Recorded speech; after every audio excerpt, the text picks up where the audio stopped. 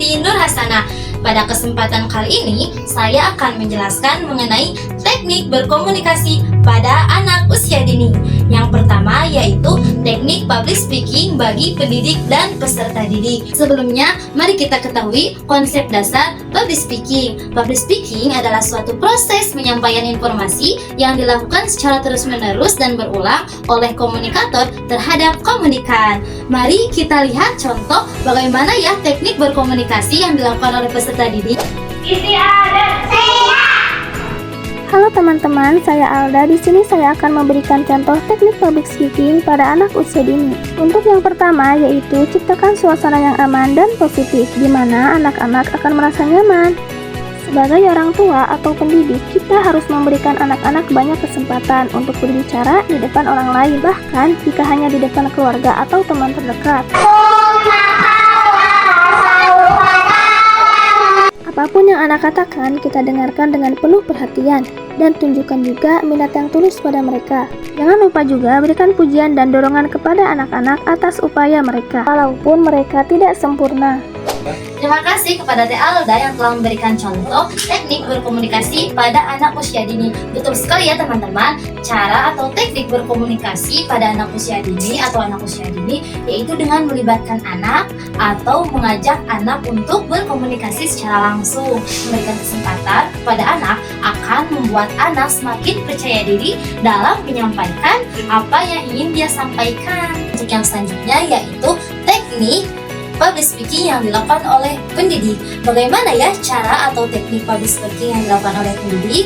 Yuk kita simak videonya.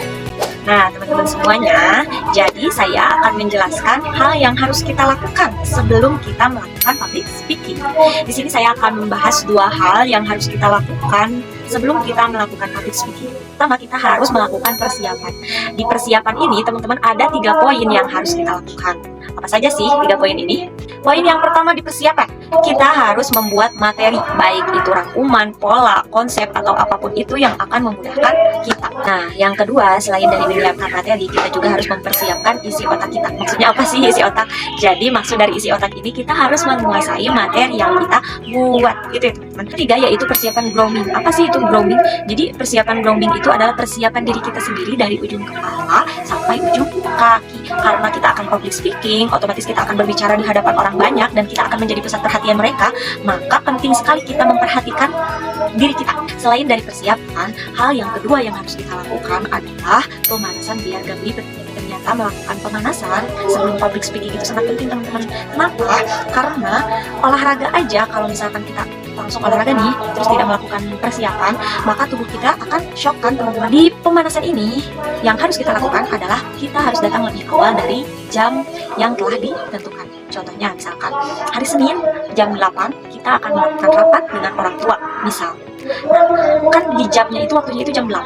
Nah, diusahakan sebisa mungkin kita datang lebih awal, misalkan setengah 8 atau jam 7. Itu biar kita bisa melakukan pemanasan.